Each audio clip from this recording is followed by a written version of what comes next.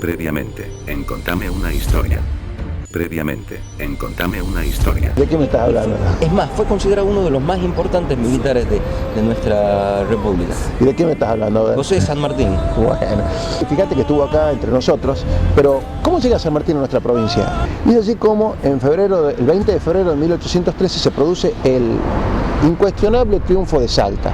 ¿Cómo fue el paso del gran general por nuestra provincia?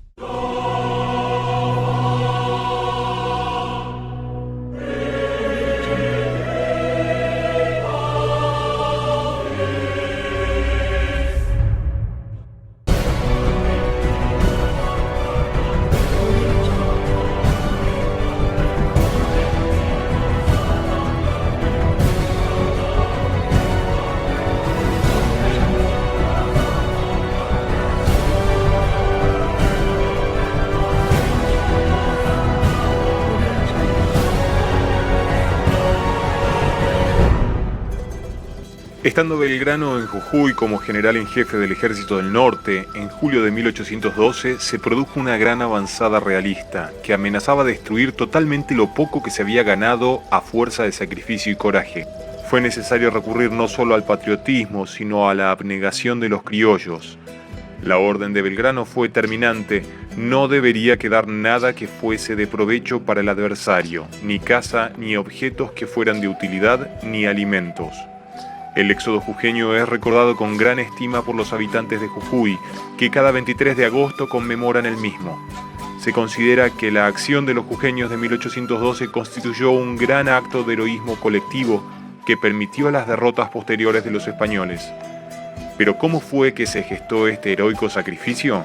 Che, Juan, quiero molestarte y preguntarte sobre algo que significó muchísimo para la Argentina y más que nada para el pueblo jujeño. Sé que tuvo una significación muy grande en la Batalla de la Libertad y para el pueblo de Jujuy un dolor muy grande dejar su tierra, el éxodo, Juan. Perfecto. Me parece una historia muy interesante y muy apropiada, sobre todo ahora. Bueno, para hablar un poquitito del éxodo, tendríamos que remontarnos a que después de la derrota de Huaki, el 20 de junio de 1811, el Ejército del Norte retrocede derrotado hacia el sur, hacia el actual territorio argentino, abandonando todas las provincias del Alto Perú al ejército realista. Sí, y lo que llega es un ejército desmoralizado, con muy pocos hombres, totalmente en ruinas y sin ningún tipo de instrucción militar con lo poco que quedaba. Exacto, prácticamente en la ciudad de La Paz el Ejército del Norte se divide en dos grupos importantes. El primero de ellos, las tropas rioplatenses, las argentinas prácticamente, que retroceden por la quebrada de Humahuaca, entregando todo el Alto Perú al ejército enemigo, al ejército realista. Y el segundo grupo son las tropas cochabambinas que se habían salvado del desastre de Huaki, gracias a cuya carga se salvó lo que quedaba del ejército del norte.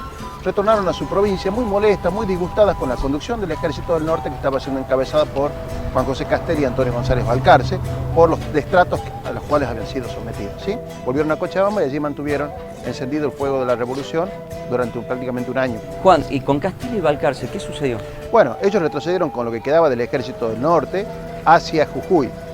Cuando la noticia del desastre de Huaki llegó a Buenos Aires, la Junta Grande ordenó relevar a Castelli y a Antonio González Balcarce de la jefatura del Ejército del Norte y ordenarles que bajan a Buenos Aires a rendir cuenta de esta derrota desastrosa que hubo, y bajaron acompañados por Bernardo de Monteagudo, que era el secretario privado de Juan José Castelli, que le sirvió también de abogado defensor durante este proceso que se le empezó y que demoró más de un año aproximadamente. Es cuando la Junta Grande envía a Saavedra a cargo del ejército. Claro, entonces ante ese desastre decir, bueno, ¿qué vamos a hacer con todo esto? El Ejército del Norte había quedado en manos del mayor general, es decir, el segundo jefe, que era Juan José Viamonte en aquel entonces, sí, en Jujuy.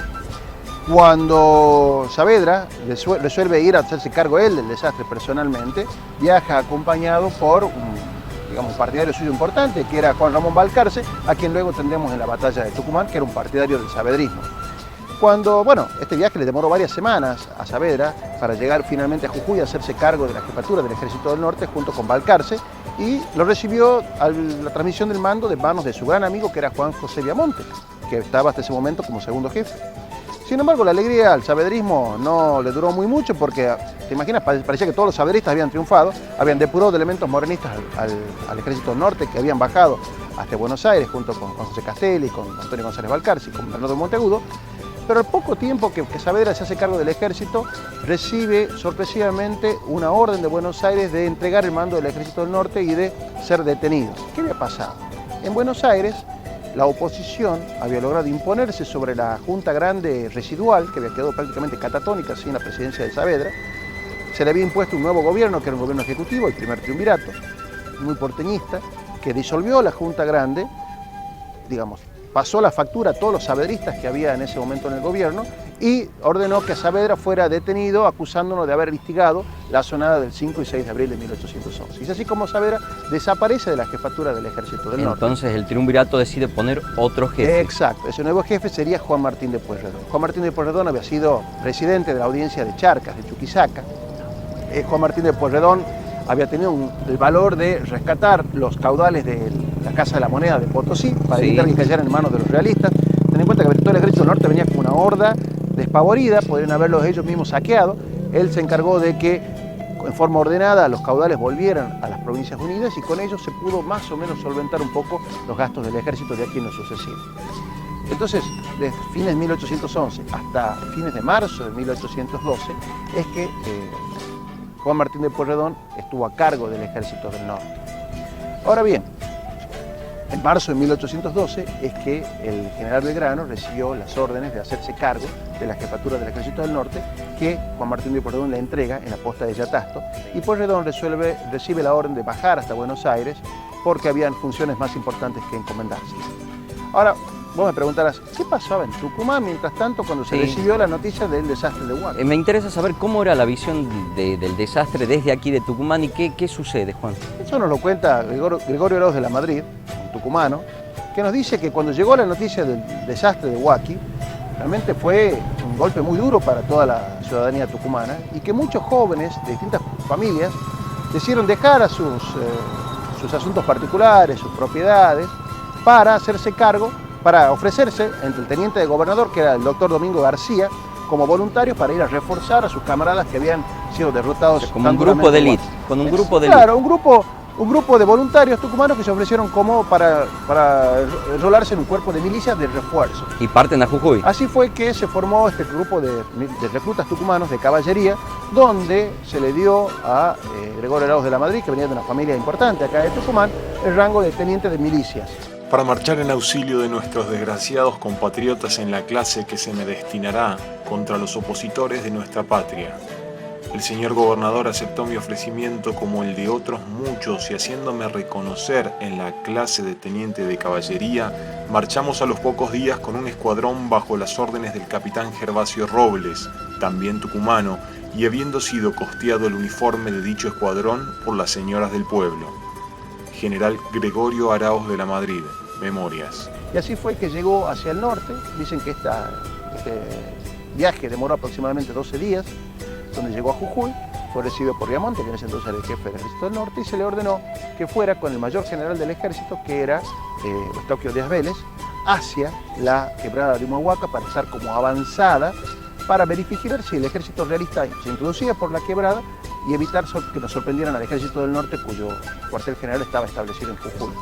Eso pasaba con el grueso del ejército. Eso pasaba con el grueso del ejército. ¿Y con la Madrid en particular, Juan? Bueno, la Madrid nos cuenta que en esa primera intervención en la caballería patriota, en la avanzada, en la vanguardia, en la quebrada de Humahuaca, digamos, fue bastante curiosa y en la cual se destacaría en lo sucesivo porque siempre le empezaron a gustar desde allí las misiones arriesgadas.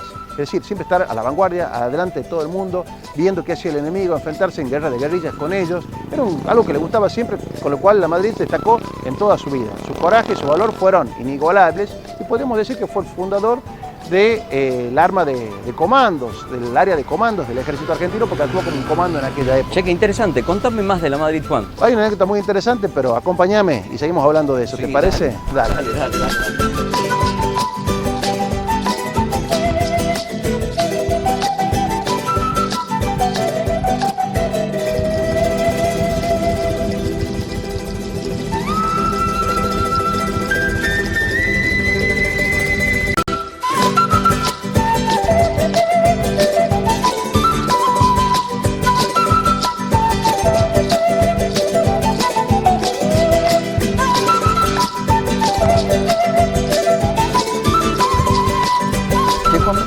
del éxodo jujeño y en realidad de los pormenores anteriores al éxodo jujeño. Sí, vos te acordarás aproximadamente que estábamos hablando sobre, después de la batalla de Huaki, con el desastre que tuvimos, el ejército retrocede hacia las provincias bajas, hacia Jujuy. Primeramente se ordena que tanto Antonio González Balcarce como Juan José Castelli, acompañados por Bernardo de Monteagudo, bajaran hacia Buenos Aires a rendir cuenta de sus actos. Sí, es cuando lo envían a Saavedra a cargo del ejército. Claro, y Saavedra solamente estuvo muy pocos días al frente del ejército, porque en Buenos Aires en poco tiempo hubo un cambio de gobierno. Sí, el primer triunvirato. El primer triunvirato resolvió depurar de saavedristas a todos lados, desde Buenos Aires hasta el ejército del norte. Saavedra es arrestado y enviado al destierro, y este nuevo ejército queda en manos de Juan Martín de Pueyrredón. Bien, hasta ahí veníamos charlando eso y lo que me interesa... ¿Cómo había pasado en Tucumán? ¿Te acordás también?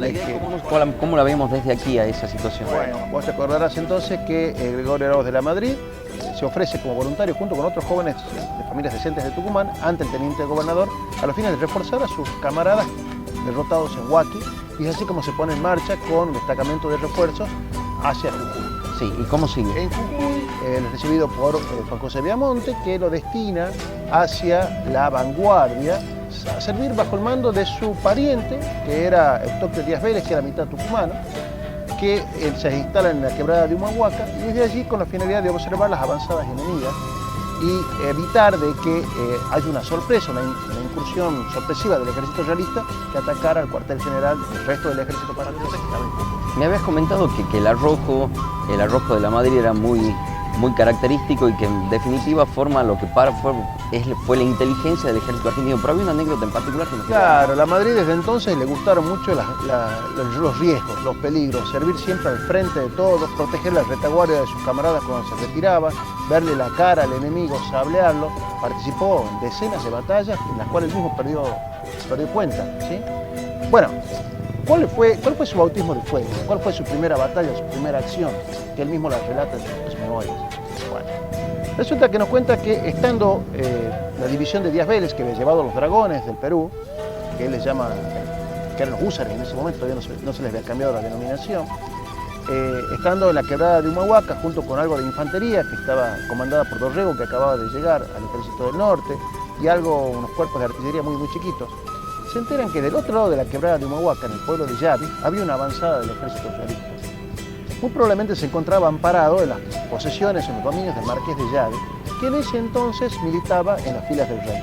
Allí permanecimos establecidos por algunos días, sosteniendo frecuentes guerrillas en los más de ellos, hasta que en la madrugada de uno de ellos, me parece que en el mes de enero del año 1812, dispuso el señor mayor general Díaz Vélez acometer a la vanguardia enemiga, lanzándose con la nuestra precipitadamente al río. General Gregorio Arauz de la Madrid, Memorias. ¿Qué resolvió hacer Díaz Vélez? Bueno, decidió, con el ánimo de vengar esa derrota, esa afrenta que tuvo en Huaki, atacar sorpresivamente esta avanzada realista para desalojarla y alejar una amenaza potencial al ejército del norte que estaba en Jujuy. Se decidieron avanzar. Claro, se avanzó por la quebrada de forma sorpresiva y le cayeron a esta avanzada realista en llano. ¿Qué había pasado? Bueno, los realistas ya por tareas de inteligencia sabían que se le venía encima esta avanzada, esta vanguardia del ejército patriota, y retrocedieron sin mayor pérdida hacia Suipacha, donde había sido la batalla de Suipacha, ¿sí? Atravesando el río Nazareno. Bueno, ¿qué hizo Díaz Vélez? Entusiasmado con esta victoria que había tenido sin prácticamente disparar un tiro, decidió perseguirlos. Entonces se estableció en el pueblo de Nazareno, que está pegado al de Suipacha, atravesando el río. Y allí se quedaron ambas avanzadas durante un tiempo, hasta que Díaz Vélez decidió atacarla de todas maneras, en forma con mucho valor, y la mayoría de los soldados que le estaban integrando eran casi todos reclutas que habían venido a reforzar al ejército del norte y no tenían ningún empacho en atacar esta avanzada. ¿Y la Madrid dónde estaba, Juan? Bueno, ¿qué resolvió hacer entonces Díaz Vélez? Dividió sus fuerzas, como se hacía en ese entonces. Ambas alas de caballería a ambos lados. Y la infantería al medio. Y la infantería al medio para atravesar el río y atacar a los realistas que estaban en Suipacha del otro lado. Bueno, dice la Madrid que estaba con 16 dragones, 16 húsares de caballería, hacia la izquierda del dispositivo patriota, aproximadamente 1 kilómetro, 1.300 metros, aproximadamente más de 1 kilómetro de distancia de donde estaba la infantería. Y del otro lado había otra ala de caballería que no nos explica quién estaba. Bueno, atravesaron el río. El río prácticamente estaba hacia la montura, más o menos, del caballo, un poco más abajo. Y cuando él atraviesa el río, ve que en medio de los maizales que había en la otra orilla, soldados realistas empezaban a huir, a escapar, y escucha tiros, disparos, y llega a la otra orilla y sablea un destacamento realista que había allí poniéndolo en fuga. Entonces había lo que pareció una victoria interesante. Una avanzada interesante, sí. Al poco tiempo escucha una serie de gritos, de llamados y de tocada a la retirada por parte de las tropas patriotas a más de 1 kilómetro de distancia donde él estaba. Entonces él, que había hecho ese ataque en forma inconsulta, muy entusiasmado porque no había recibido instrucciones por parte de Díaz Vélez de hacer este ataque, resuelve retirarse y volver a su puesto originario. No sea cosa que haya una retirada y él tenga que cubrirse, porque no sabía qué estaba pasando del otro lado. Claro, estaban a 1,5 kilómetros y no sabía. Que había soldados que se escapaban, pero no sabía. Entonces, ¿qué le pasaba? Bueno, ordenó a sus 16 húsares que dieran la vuelta y atravesaran nuevamente este río Nazareno. Para gran sorpresa de él, lo tuvieron que atravesar a nado, tanto las bestias, los caballos, como los hombres. Había subido muchísimo. Claro, hace un ratito estaba hacia abajo de la montura y ahora ya estaba prácticamente a altura de nado. Muy sorpresivamente llega como puede a la otra orilla con sus soldados y se dio cuenta y nos dice, ¿qué había pasado acá? Que en la mitad de que la infantería estaba cruzando el río, vino una creciente muy fuerte producto de deshielos en ese entonces. Estamos hablando que esto habrá sido aproximadamente en enero de 1812. Eso llevó a una confusión muy grande por parte de nuestras fuerzas, que ya estaban ganando de la otra orilla, y muchos de los soldados de infantería desbandados decidieron volver hacia la orilla de donde Nazareno originario a raíz de esta creciente imprevista. En lugar de seguir avanzando. Claro, y cosa que él pudo cruzar el río aproximadamente bien porque tenía con los caballos, ¿sí? Entonces, los realistas que estaban en desbande, algunos de ellos aprovecharon para atacar a aquellos soldados patriotas que estaban retrocediéndose. Y allí es donde se le produce la primera herida de consideración al mayor Dorrego, que había venido a reforzar el ejército del norte y quedó bastante gravemente herido durante varios días hasta que pudo restablecerse finalmente. Y contame cómo sigue esto, Juan. Bueno, ¿qué hizo de la Madrid? Bueno, ese día se dedicó a recorrer las inmediaciones para recuperar a todos aquellos dispersos de esta acción que terminó en forma confusa, porque también los realistas se desbandaron. Dice que en el camino esa noche encontró varias partidas realistas que estaban haciendo lo mismo que él, es decir, buscando los dispersos del lado de ellos. Y se sablearon también como correspondía. Al poco tiempo, Díaz Vélez resolvió prudentemente retirarse de vuelta hacia la quebrada de Humahuaca para no estar tan desconectado del grueso del ejército, y quedarse allí en forma precautoria para evitar, para evitar que los realistas se introdujeran en la quebrada nuevamente. Y fue allí entonces que nos cuenta la Madrid que al poco tiempo ya el ejército del norte retrocede desde Jujuy hacia Salta, llegando a Yatasto prácticamente, donde el general Belgrano al poco tiempo se haría cargo de la jefatura del ejército del norte. Pero, y después de Yatasto, ¿cómo llegamos hasta el éxodo? Bueno, mira, vamos a conversar un poquito por allá y seguimos hablando de este tema. Sí, dale.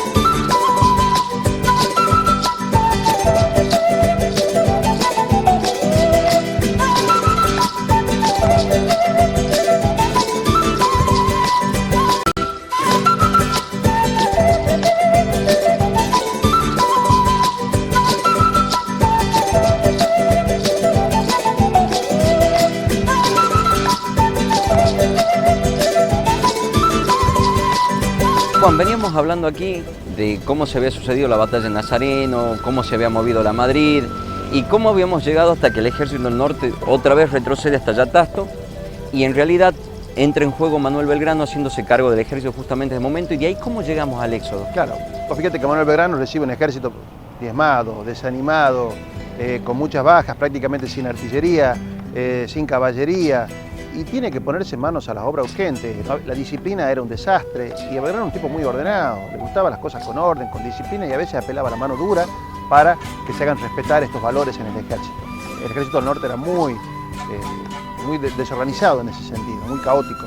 Bueno, Belgrano toma el mando en Yatasto y él dice, ¿para qué retrocedimos tanto si los realistas no han avanzado todavía? O sea, quizás Pueyrredón, en el afán de sacarse encima esta responsabilidad que le mandó el ejército, decidió llegar a Yatasto para cuanto antes encontrárselo a Belgrano y entregarle esa brasa ardiente. ¿Cuánto tiempo había pasado de Huaqui hasta este momento, Juan, ya? Bueno, prácticamente ya pasó más de un año y los realistas todavía no habían avanzado porque estaban sofocando la revolución cochabambina que habían dejado las tropas altoperuanas en su momento que habían escapado de Huaqui, que estaban todavía en su provincia. Bueno, Belgrano, ¿qué decide hacer? En primer lugar, impone reformas importantes en el ejército.